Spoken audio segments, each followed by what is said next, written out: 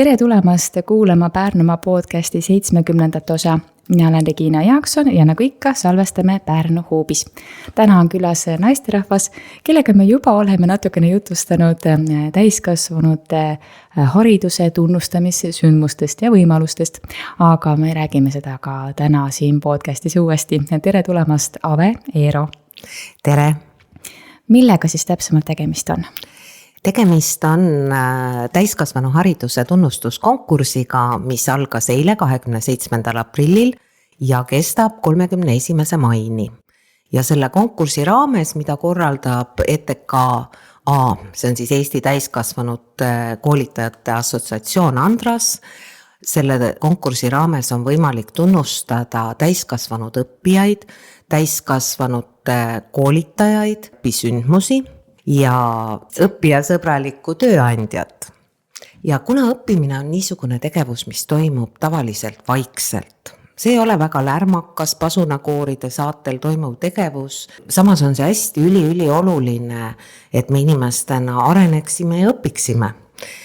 Ja hästi oluline on ka seda märgata ja ma tean eelmise aasta kogemuse põhjal, kui palju väga ägedaid õppijaid, väga ägedaid tööandjaid, vahvaid õpisündmusi ja koolitajaid on Pärnumaal.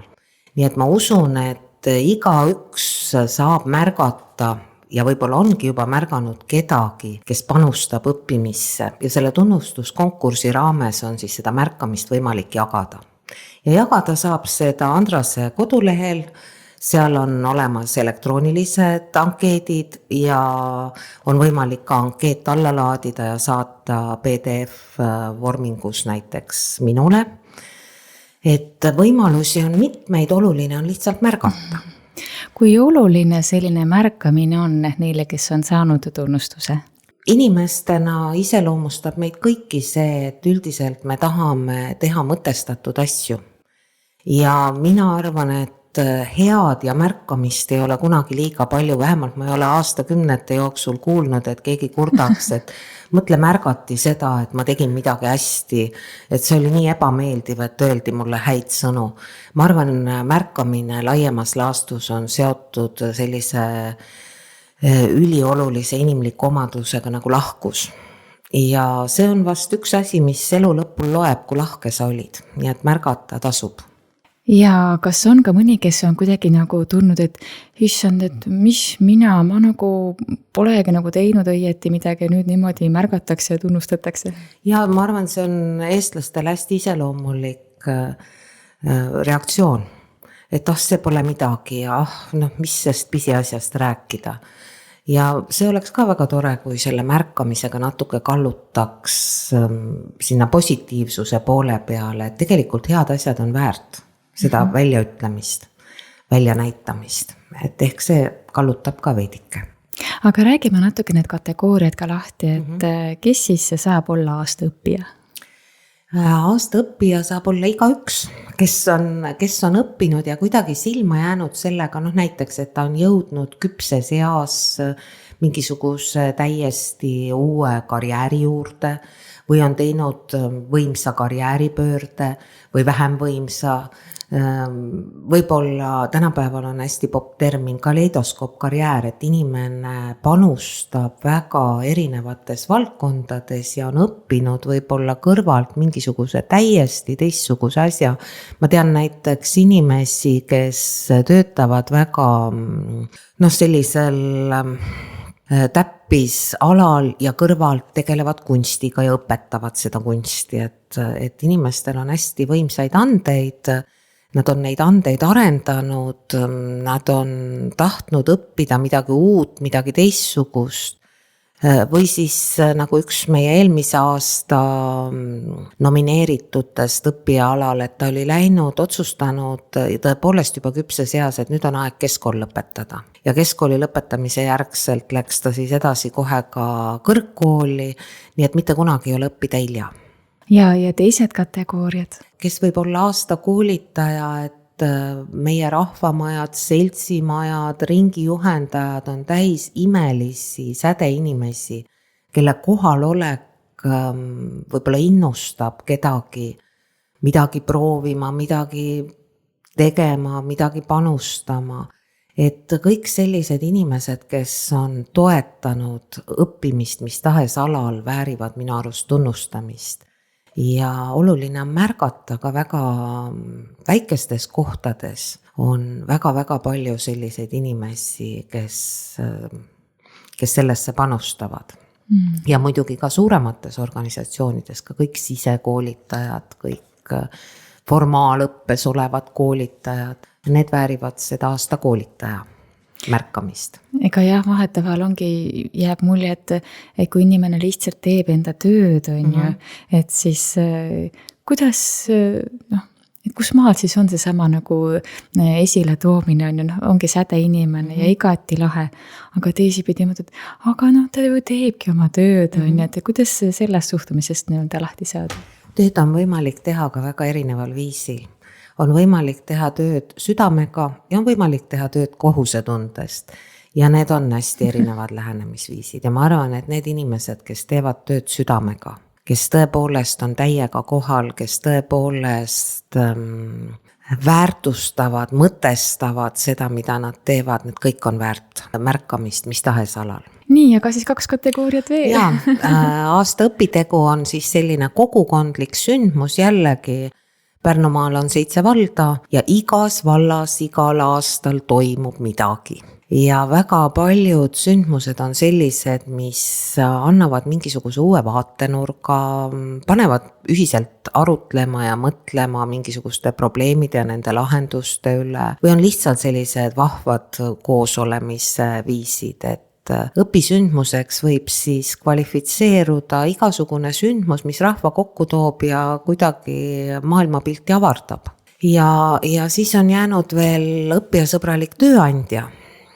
Kõik tööandjad, kes kõigepealt on sellise õppimiskultuuri esindajad, kes saavad aru sellest, et kui me seisame paigal seal, kus me oleme ja edasi ei arene, siis see on juba taandareng. Et kõik sellised tööandjad, kes omalt poolt toetavad siis õppimist, arenemist, seda, et inimesed oleksid uudishimulikud, tahaksid katsetada igasuguste uute lähenemisviisidega, need väärivad täpselt samuti märkamist. Kuidas tundub, kui me vaatame Pärnumaad, et kuidas meil aastate jooksul see olukord nii-öelda olnud on, et kas ta on kuidagi nagu muutunud, ma mõtlen kõikides kategooriates või mõnes rohkem kandidaate äkki või vähem või et kuidas seda üldpilti võiks kokku võtta? Ma arvan, et alati on olnud kõige enam märgatud kategooria õppija kategooria ja kõige vähem märgatud kategooria õppijasõbraliku tööandja kategooria. Et üldse ei pea häbenema seda, et ma ise tööandjana oma ettevõtte esitan tunnustuskonkursile.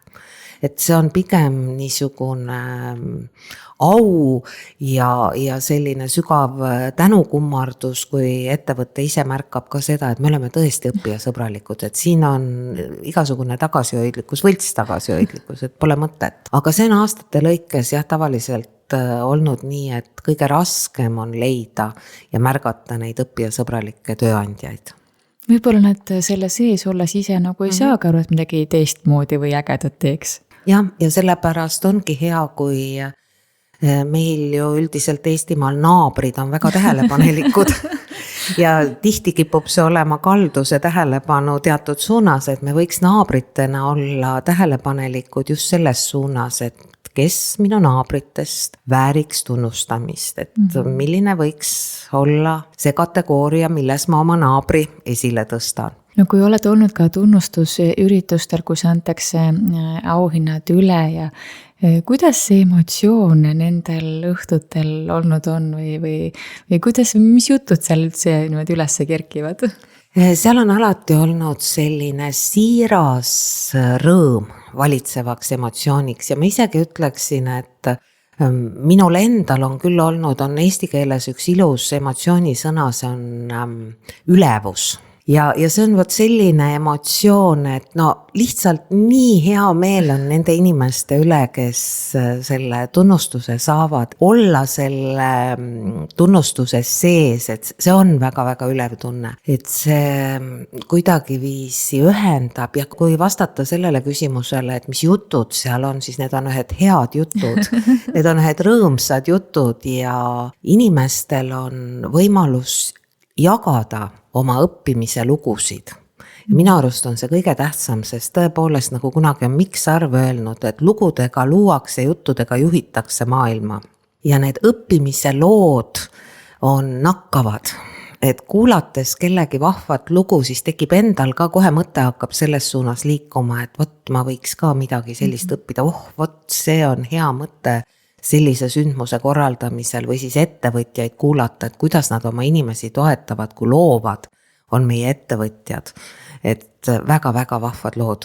Ma mõtlen selle sama aasta õppija kategoorias, ilmselt on neid inimesi väga-väga palju, aga mõnel on võib-olla ka vale häbi nagu tuua välja, et näed, et mul jäi omal ajal keskkool lõpetamata ja näed, nüüd nagu läksin alles. Kuigi teisipidi see on just see koht, mis võib olla kellelegi teisele väga suureks motivaatoriks. Absoluutselt. Ma arvan, et üleüldse mõtlemine võiks olla pigem praegusest hetkest tuleviku suunal. Ja minevikust tasub välja noppida õppetunnid. Et see on nagu selline hästi eluterve suhtumine, sest minevik on olnud, on nagu on ja tulevik on praeguste tegudega loodav. Lood, mida mina olen kuulnud, on just sellest olevikust tuleviku suunal ja vaat seal ei ole kohta häbile, seal on nagu see suurem koht sellele rõõmule, elevusele, sellele, et vot kui ma teen veel need sammud ära, mis kõik siis võib veel võimalikuks saada. Kuidas julgustada neid inimesi, kellel on jäänud pooleli õppimise tee ja nüüd vanemas eas nagu tahaks minna, aga nagu ei julge ka, kardetakse, et äkki ei hakka külge enam, kardetakse, et issand, mis minust arvatakse. Kuidas neid hirme saaks nagu kuidagi maha võtta või taandada? Ma alustaks neuroteadusest, et õnneks neuroteadus on kogu aeg arenemises ja praeguseks on ta täiesti kindlalt välja öelnud selle, et inimese aju areneb kuni surmani, et inimese aju on arenguvõimeline kuni surmani. Seda nimetatakse neuroplastilisuseks, et meil on ühendusi ajus võimalik juurde tekitada, ümber tekitada. Et see võiks maha võtta selle hirmu, et mul ei hakka külge. Teine asi on see, et igalühel hakkab külge erineval viisil. Et kui ma olen juba niisuguses küpsemas eas, siis ma võib-olla tunnen, millised on need minu jaoks kõige mõnusamad õppimise viisid. Et tänapäeval on ju see hea asi, et ma saan valida endale sobiva viisi õppimiseks, et õppimismeetodeid on hästi-hästi palju. Ja siis see kolmas eneseusalduse küsimus, kui ma usaldan enda valikuid, ja seda, et lõppude lõpuks ainus inimene, kes minu elus saab olla ekspert minu alal, olen ainult mina, siis ma arvan, et taandub ka see, et mida teised arvavad. Teised arvavad kogu aeg igasuguseid asju. Ja ausalt öeldes kõige tähtsam on see, mida mina ise arvan oma elu kohta, oma õpingute kohta, oma valikute kohta. Miks on see õppimine oluline? Mida ta annab? Et ühelt poolt tõesti aju on võimeline terves aeg õppima, aga mida see inimesele annab? Mida ta juurde toob meile? Vilgas vaimne tegevus on selle jaoks hea, et see aitab ennetada igasuguseid koledaid haigusi näiteks. Aga mida see inimesena mulle annab, et me oleme hästi motiveeritavad uudsuse poolt. Ja see on ka ühtpidi õnnistus, teistpidi häda, et see on see, mille pärast me scrollime telefonides, me tahame kogu aeg uut midagi põnevat. Ja õppimine on üks võimalus seda uudsuse nälga rahuldada. Ja palju tervem võimalus kui telefonis või ekraanide taga scrollimine. Ja siis teine asi, see annab mulle niisugust tuge eneseväärtustamisel ja eneseväärtustamine on üks suur tugisammas seal eneseusalduse all. Et ma saan täiesti füsioloogiliselt rahuldustunde, kui ma olen midagi ära õppinud. Ükskõik millise väikese asja, see võib olla ka täiskasvanu eas, me ju hästi praktilisi asju tahamegi õppida, et see võib olla mingisugune praktiline töövõte, see võib olla mingisugune nipp, kuidas IKEA mööblit kokku panna.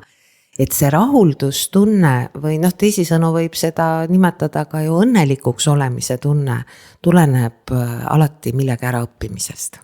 Ja seesama eduelamus, siis see kuidagi sütitab ju uusi asju kogema, uusi asju õppima.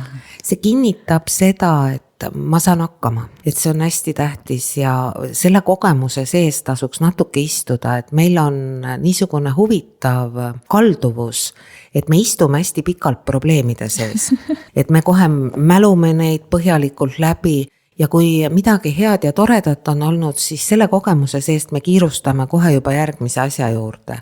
Aga kui ma olen millegiga hakkama saanud, miski on mul õnnestunud, ma olen midagi ära õppinud, siis vaat selle kogemuse sees tasub istuda, teha see iseenda jaoks niisuguseks ülekehaliseks kogemuseks, et kuidas see tunne on, mismoodi see mu kehas tundub. Ja see on nagu hästi oluline, niimoodi me installeerime seda hakkama saamise tunnet iseendasse ja seda suuremat elurõõmu ja nihutame oma aju natuke sinna positiivsema poole peale, et ma arvan, see on ka hästi oluline arenguülesanne iga inimese jaoks. Räägid, nagu see oleks nii ilmlihtne. Istume selle hea sees, ärme marineerume probleemide sees. No see ei ole ju nii lihtne. Ja see on tahte küsimus ja see on valiku küsimus, et see on see, et kui ükskõik, kes meid kuulab, praegu mõtleb sellele, et absoluutselt kõigil meil on mingisugune mälestus millegiga hakkama saamisest. Ja kui sa lubad endal sellesse mälestusse korraks sisse minna, see ei pea olema tunde, piisab sellest, et mõneks minutiks meenutad, mismoodi see on, siis meie aju ei tee vahet mälestusel ega ettekujutusel ja sellel, mis praegu on. Sa saad selle sama kogemuse kätte, selle hea tunde, selle hakkama saamise tunde, millegi äraõppimise tunde. Ja see nõuab valikut, kuhu ma oma tähelepanu suunan. Kui see valik on tehtud, tuldud selle kogemuse sisse, siis on selline tunne, et aga mis ma nüüd teen siin siis? Istun ja olen ja mis ma siis nüüd tegema hakkan? Ma ei ole harjunud ju niimoodi molutama. Ja sa võtad sellest kogemusest selle tunde ja lähed oma tänaste tegevuste juurde palju parema tundega kui piitsutanuna ennast minevikku võib-olla möödalaskmistest ja ebaõnnestumistest. Et ei ole olemas ressursituid inimesi, on olemas ressursitud seisundid. Ja me väga sageli teeme asju ressursitus seisundis just sellepärast, et me ei otsusta enne tegema hakkamist ära, et millises seisundis me olla tahame, et millise seisundiga me seda ühendust loome. Ja võt need head mälestused on üks selline suur allikas, kus saada neid häid ressursse. No see otsustamise küsimus on nii tohutult oluline, teisipidi, kui mul ei ole ja oskust võtta vastutust enda tunnete, kogemuste, emotsioonide eest ja tahaks öelda, et kõik teised on süüdi kogu aeg. Et kuidas seda oskust teisipidi siis nagu õpetada endale ja osata võtta vastutus enda tunnete eest? See algab kõik märkamisest, et ma märkan ja see võimekus on meil ka kõigil olemas märgata, mida ma iseenda ja oma eluga teen. Selleks saab mõttes just nagu astuda kõrvaltvaataja positsioonile või nagu idamaised filosoofiad ütlevad, et see on see vaatleja positsioon, vaadata ennast kõrvalt. See nõuab natuke harjutamist ja nõuab kindlasti ka seda, et ma luban endale selle aja, et võtta korraks iseenda suhtesse kõrvaltvaataja positsioon. Ja teine asi, mida me ka kuni surmani õpime, on teadlikkus iseendast. Teadlikkus sellest, mis on mulle oluline, millised on minu püüdlused, millised on minu kired ehk need tegevused, mida ma teen vaimustuse ja väga hea tujuga. Millised on need keskkonnad, kus ma kõige paremini arenen, kõik need moodustavad eneseteadlikkuse.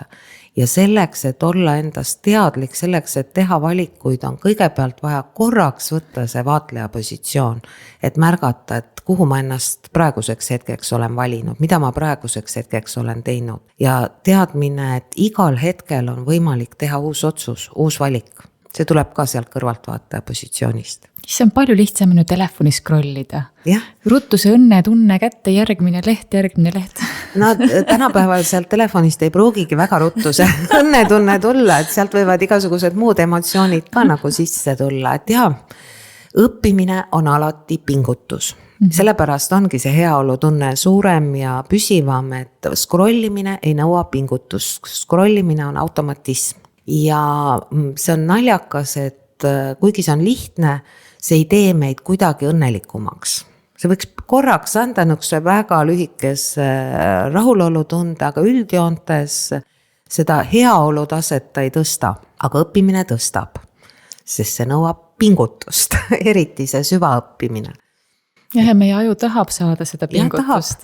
Nii ta on loodud, sest muidu me ei oleks jõudnud siia, kui evolutsioonilises mõttes võtta, kus me praegu oleme, kui me ei oleks olnud õpivõimelised.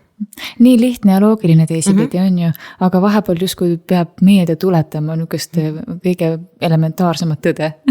See ongi inimeseks olemise suur kunst, et aeg-ajalt teha neid stoppe, et märgata, kas see, mida ma teen, on tark tegu, tark selles mõttes, et kas see inimesena kasvatab mind paremaks inimeseks, kas see, mis ma teen, on hea tegu selles mõttes, et kas sellega kaasneb rõõmu ja kas see, mida ma teen, on tähenduslik tegu.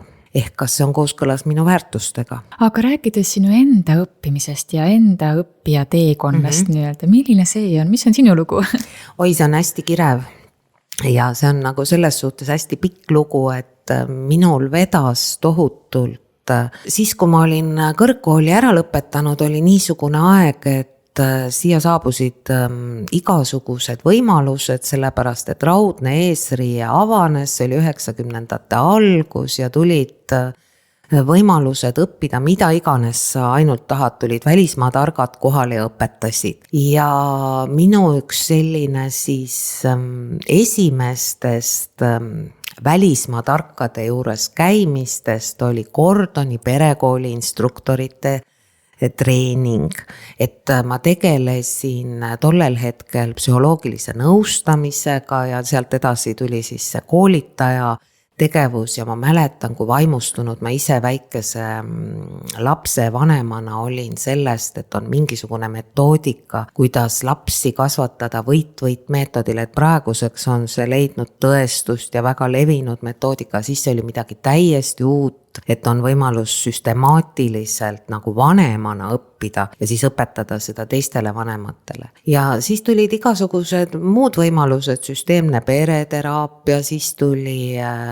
NLP ehk neurolingvistiline programmeerimine, oma ajude kasutamise juhend, kuidas elada nii, et see oleks targalt, et see oleks nagu arukalt kasutatud strateegiat, tehtud valikud ja igasuguseid muid kunstiteraapiad, see on hästi-hästi kirev nimekiri ja see õppimise vaimustus on minust siiamaani, et ma olen ikkagi iga aasta, kui neid tundide arve vaadata, ma ei oskagi isegi öelda, et kui palju neid tunde võib olla, et üks asi on see nii-öelda, mida sa ise teed, loed raamatuid, katsetad mingeid uusi meetodeid, teine on siis nagu natukene selline ametlikum, et käid kuskil koolitustel, podcaste kuulad, see kõik see kuulub õppimise alla. Ma ise nimetan ennast kindlasti elukestvaks õppijaks. Ja see ongi see, mis hoiab selle oleku hästi teravana ja nagu ennest välja tõid ka mitmed haigused, ka vist nagu ma olen saanud dementsuse, parim ennetus on see õppimine. Kindlasti.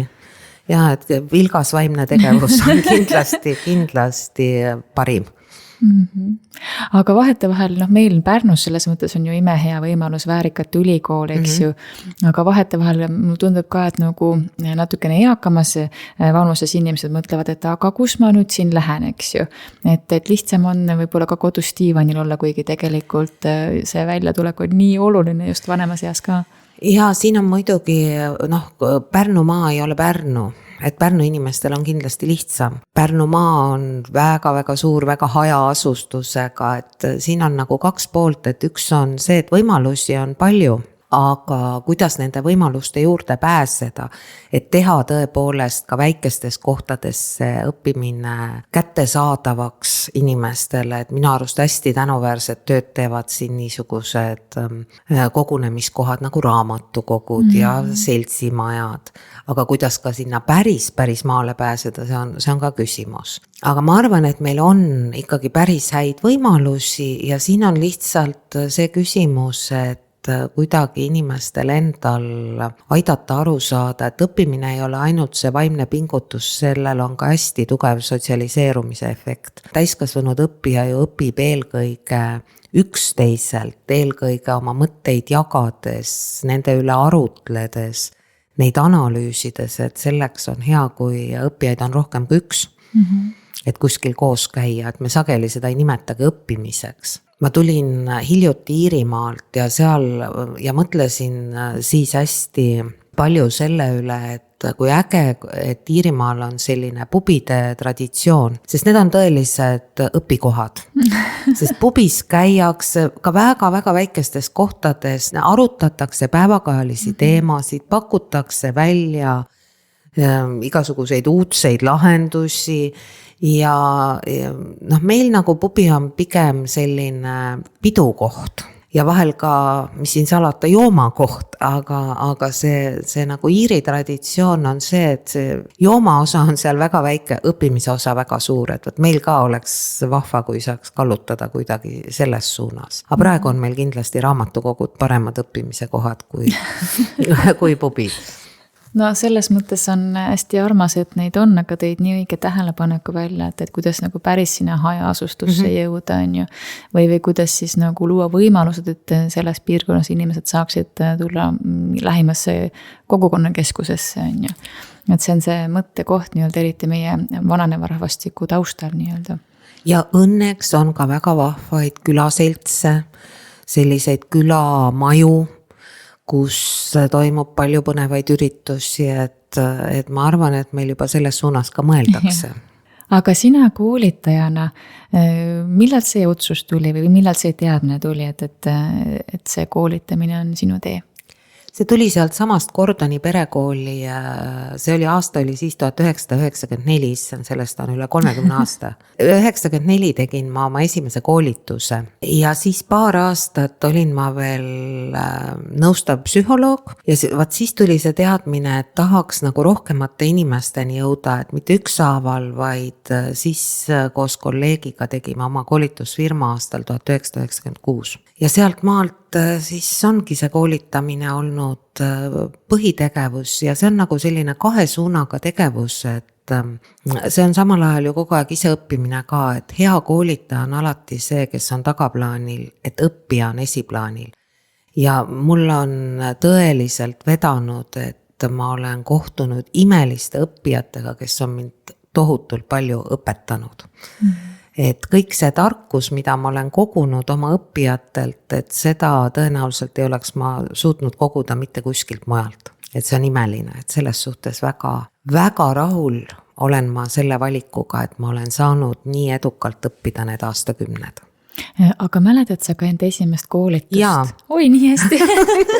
Ja see läheb sinna kategooriasse, et võta sealt õppetund, aga ära marineeri selles. Et ma mäletan seda sellepärast väga hästi, et see toimus lapsevanematele ja mina olin ju tollel ajal ka ikka palju noorem kui praegu ja vanemad olid palju vanemad, nii mõnedki kui mina tollel hetkel.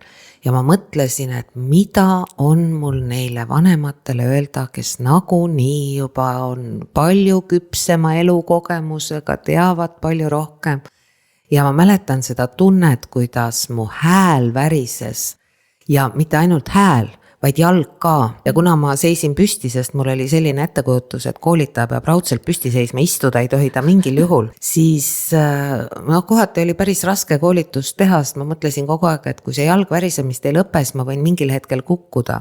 Ja see on koolitaja õudusunenägu, kui tähelepanu läheb iseendale, mitte ei lähe õppijale ja sellele, kuidas õppijaid selle teemaga seoses toetada. nii et mäletan enda tunnet, absoluutselt ei mäleta, mis tulemus sellel koolitusel oli, aga enda tunde pealt ma arvaksin, et ega seal nagu õppijate jaoks tagasiside oli küll pärast, et jah, ei saanud aru, et hääl värises, aga põhiliselt mina õppisin sellest ühe väga selge tõe. Kõige tähtsam on koolitaja seisund. Kui sa iseendaga hakkama saad, siis sa oled alles suuteline õppijaid toetama. Kui sa iseendaga hakkama ei saa, ära roni rahva juurde. Ära õpeta kedagi, alusta iseendast. Teil ei ole valmis lihtsalt ja see on okei. Aga samas meile ka öeldakse, et inimene pole kunagi valmis. See ei ole pigem see valmisolek, vaid see on pigem see, et sa teadvustad, et oluline, üks väga-väga, mis tahes ametis, oluline osa sinu ameti professioonist on töö iseendaga. Ja see on see inimesena kasvamine, et sa saad oma seisundit muuta. Selleks on sul vaja valida oma tähelepanu suund, on vaja valida, millele sa fokusseerid ja see nagu see töö iseendaga, et niisugustest õpetlikest kogemustest tuleb see teadmine. Teadmine on kuulujutt, kuni ta ei ole jõudnud su lihastesse, aga kui on olnud mingi selline kogemus, siis see teadmine jõuab lihastesse. Et tõepoolest, et selles suhtes ma ütlen, et minu jaoks oli see nagu murranguline see esimene koolitus, et ma tegelesin endaga peale seda palju rohkem. Kui lihtne on selle fookuse suunamine ja see teadvustamine, et minust endast sõltub nii tohutult palju minu seisundist nii-öelda? Eks elu jooksul ma olen õppinud nii mõnedki nipid ja üks oluline nipp on see, et kõige parem tähelepanu hoidja on küsimus. Küsimus, mis sa endale esitad. Ja neid küsimusi on erinevaid, aga koolituse kontekstis on üks hea küsimus see, et mis on selle koolituse eesmärk või mis on minu eesmärk praegu. Ja see on võtnud koolitajana minult ka hästi palju mahvi maha sellest, et eesmärk ei ole olla tark ja tore inimene siin teiste ees, vaid eesmärk on, et õppijatel oleks parim minuga koos olles õppida. Ja see on täiesti teine eesmärk, et ma ei tea kõiki vastuseid, aga ma tean, et minu eesmärk on toetada nende vastuste leidmist ja suurepärane, kui need vastused tulevad õppijate peast, õppijate seest, õppijate omavahelistest jagamistest, et fookuse hoidmiseks on väga hea valida, millisele küsimusele sa keskendud. Need küsimused on ülikihvtid, sest et meie ajule ju meeldib otsida lahendusi ja vastuseid. Just. Ja see on selline kihvt nipp ja tihti ei peagi ootama seda vastust, vaid lihtsalt selle küsimuse õhku viskama. Ja seda küsimust ühel hetkel, kuna aju ei salli lõpetamata asju ja vastamata küsimusi, siis ühel hetkel, kui ma selle küsimusega piisavalt kaua koos olen, tuleb ka see vastus. Aga väga sageli me ei teadvusta küsimuste eesmärke, et me lihtsalt küsime. Ja kui me seda eesmärki ei teadvustavad, siis meie tähelepanu lähebki kuhu iganes, et teisest ooperist toodud küsimus, mis kiiresti seisundi väga viletsaks võib viia, on see, miks ma ometi seda tegin või miks ma niisugune rumal olen. Ja kuna aju tahab vastuseid, siis ta hakkab sulle tootma neid, ta on mõtete loomise masin ja ta toodab kõik need vastused, miks sa nii rumal oled. Aga mis on minu eesmärk praegu? Viib hoopis teise kohta tähelepanu. Ükski küsimus ei ole hea ega halb. Miks on väga eesmärgipärane küsimus, kui ma tahan saada ühendust oma väärtustega?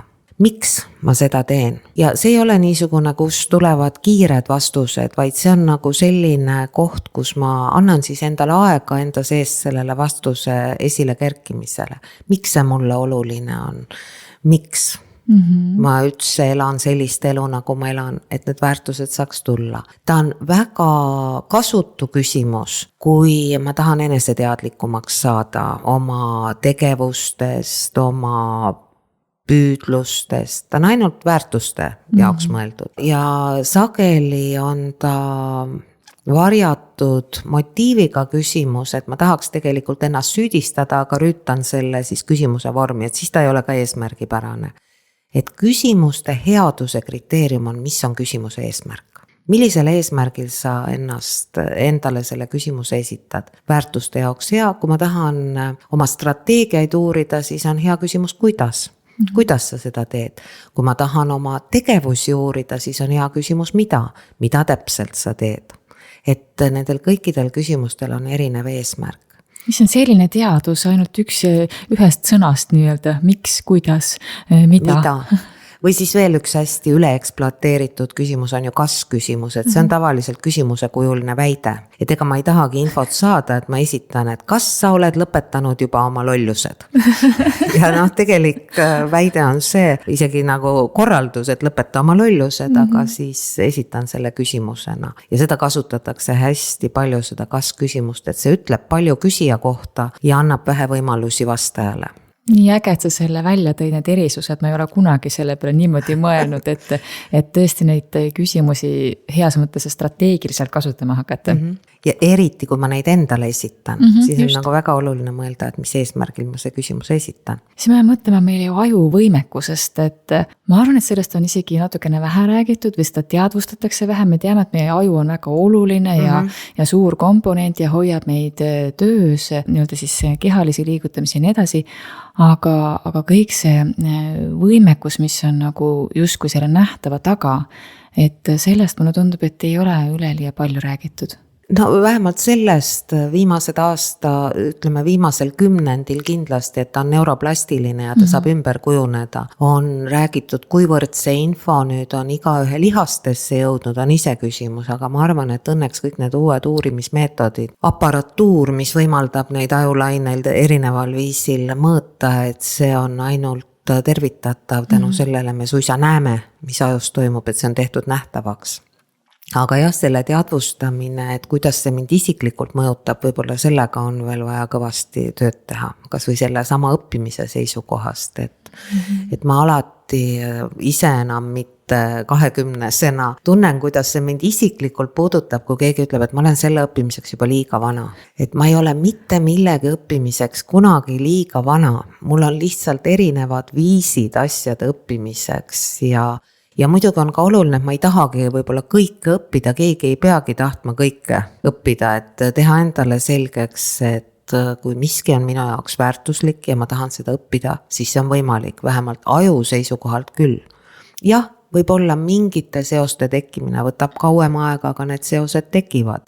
Ja kuhu mul kiiret. Ja teine asi on see, et ega meid keegi ei ole väga õppima õpetanud. Et kuidas üldse mingi asi süvateadmiseks kujuneb või et ma sellest aru saan, et selleks on vaja, et ma õigel viisil meelde tuletan endale asju, et ma õpin niisugusel viisil, et see oleks ajusõbralik ajuga kooskõlas, et siin on väga-väga palju tegureid.